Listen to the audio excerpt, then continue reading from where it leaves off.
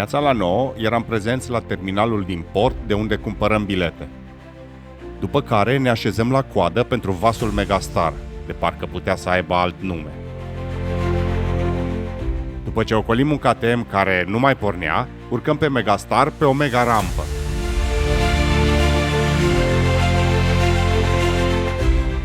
Pe aici?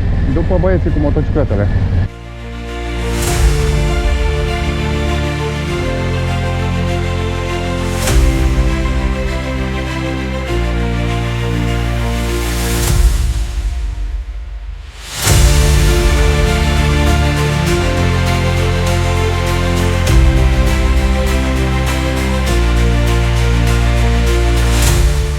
Urcăm pe bac și, ghidați de oamenii lor, ajungem într-un gang unde legăm motoarele. Oprim acareturile și, cu tankbag-ul în mână, căutăm un loc să stăm. Cupăm o masă în pupa și ne uităm cum rămâne Tallinn în urmă. După 2 ore, coborâm de pe bac și pornim spre cazare. Bine ai ajuns în Finlanda aici. Ne-am cazat într-o cameră extrem de mică, dar care avea de toate. Și am ieșit în oraș.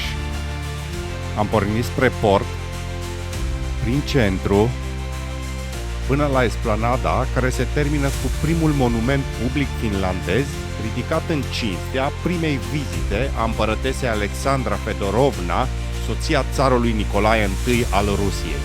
De acolo se vede foarte bine și catedrala ortodoxă Uspensky. Plecăm înapoi, prin piața Senatului, unde statuia marelui duce finlandez Alexandru al II-lea tronează în fața catedralei din Helsinki.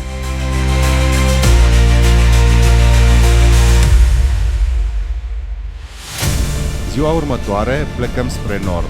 Ne-am hotărât să ținem cont de sfaturile a 2 motocicliști finlandezi. Unul întâlnit în Estonia, într-o benzinărie, și unul care ne-a abordat pe bac. Amândoi ne-au sfătuit să mergem pe o rută cât mai estică, pentru că drumul nu o să fie așa de plictisitor. Neștiind cum sunt drumurile și cum va fi ieșirea din Helsinki, am rezervat o cazare la 200 de kilometri.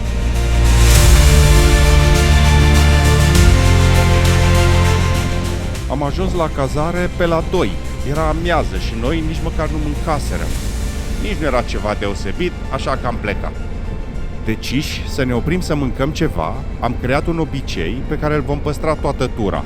Să mâncăm ceva dulce pe drum.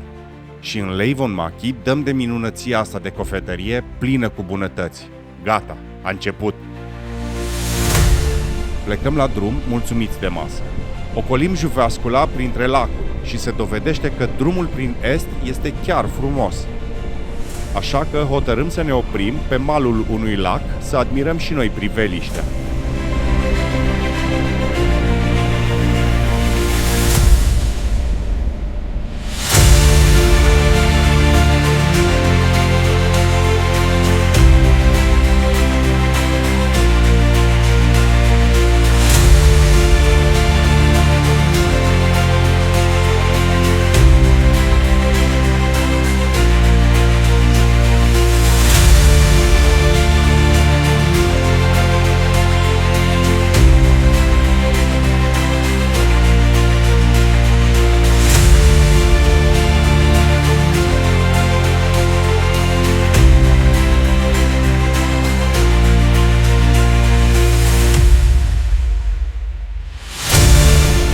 Plecăm la drum cu camera pregătită cu 15 secunde de preînregistrare, ca să nu pierdem vreun ren dacă apare.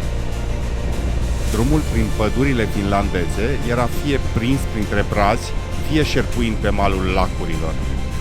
Nu foarte pustiu, dar nici circulat. Te făcea să te simți cumva în siguranță, că tot e cineva pe drum în caz de ceva. Cei încă 200 de kilometri până în Siilinjärvi au trecut destul de rapid. Am închiriat un apartament într-un bloc între pini. Simplu, curat, de descălțat la ușă de curat și ne-am făcut și prima noastră supă din plicurile de acasă. Ziua următoare ne apropiam tare de cercul polar. Ajungeam aproape de Kuusamo. Dar parcă azi sunt mai multe porțiuni de drum drept. În afară de a vedea măcar un ren, nu prea aveam mari așteptări de la ziua asta. Când te plictisești, mai scoți telefonul, mai faci o poză, deși toate seamănă între ele. Dar, imediat ce ieșim din Hyrynsalmi, dăm de primii noștri reni, cu coarne în creștere, încă cu păr pe ele. Filmezi? Da. Sau cel puțin așa cred, da. Se pare că renii sunt animale semisălbatice aici. Ăștia cel puțin aveau la gât localizatoare prin GPS. Cum să vedem renii chiar înainte de semnul care ne arată Laponia și atenție la reni? Nu cred!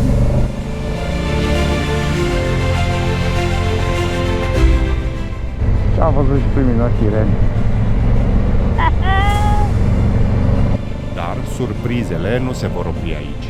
După ce trecem de Suomussalmi, dăm pe partea dreaptă de un fel de expoziție, pe care eu o văzusem pe Street View, dar nu am mai putut-o localiza pe urmă. Este expoziția Silent People, creată de artistul Reijo Kela în 1988. Sunt aproape 1000 de figuri de lemn îmbrăcate în haine și cu capete făcute din pământ cu iarbă sau paie.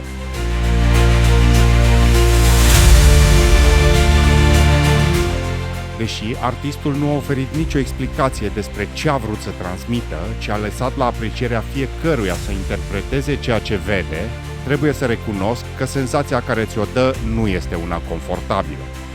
Nu mai vorbim de faptul că hainele le sunt schimbate în fiecare anotimp. Aici, bagajul meu a devenit mai mare cu o blană de ren. Iar mai departe, renii continuau să apară pe drum.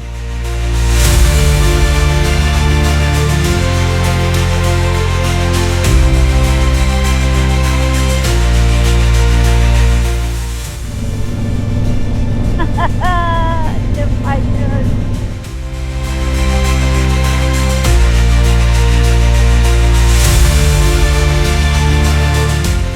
Iar cazarea din seara aia nu putea să fie mai pitorească. Mamă, oare asta o fi, mă pui? Măi, da, uite ce faină e.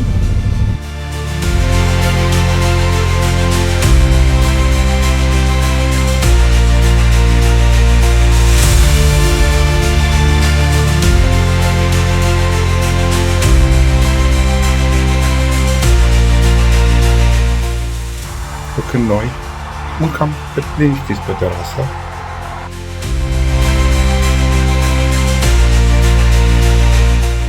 de pe pășune în farfurie, burger de ren. Dar pozele făcute de Iulia la 3 noaptea arată clar ce înseamnă soarele de la miezul nopții. Imediat după Kuusamo o luăm spre vest, spre Rovaniemi și intrăm oficial în Laponia. Bine ați venit în Laponia!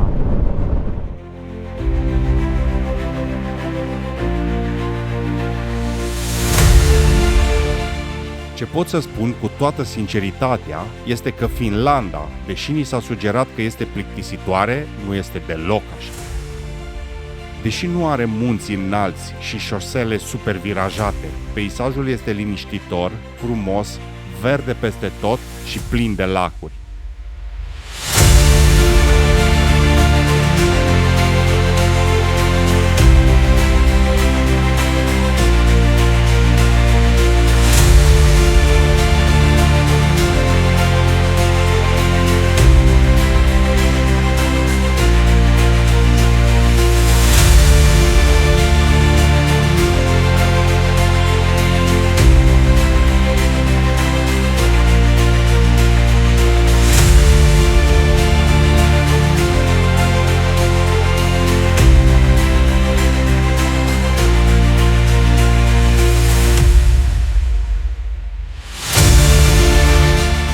Așa e când mergi prima dată într-o țară.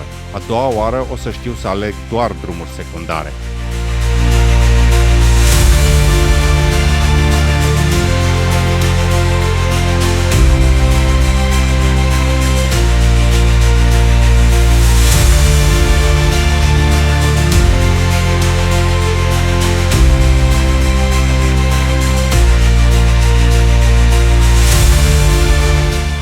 Și ajungem la Moș Crăciun, care de fapt e un mare magazin. Dar nu despre ele vorba acum, ci despre noi la plecare. După ce ne facem noi cumpărăturile, ne echipăm să plecăm și Iulia, aranjându-și buful, scoate din greșeală cheia motocicletei de la gât. BMW-ul ei e keyless. După ieșirea din parcare, aranjându-și geaca, cheia îi cade pe șosea. Eu nu am văzut-o, fiind atent la navigație. Imediat îi apare pe bord mesajul să nu oprească motocicleta. Ne-am întors, am întrebat de cheie pe la toate recepțiile, teșghelele și restaurantele din complex. Am început căutarea de servisuri, care să ne ajute cumva să putem merge mai departe. 3 ore de plimbat prin oraș, fără să găsim nicio variantă să mergem mai departe. Am luat o cazare la un hotel cu parcare subterană și am pus motocicleta acolo și am oprit motorul. Într-un moment de disperare, am rugat-o pe Iulia să se suie pasageri la mine și să mergem să mai verificăm o dată drumul de la Moș Crăciun până unde a apărut eroarea în bord.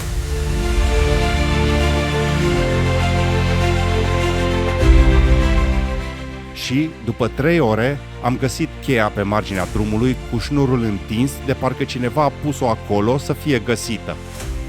Nu vă puteți imagina bucuria noastră, așa că excursia noastră va continua.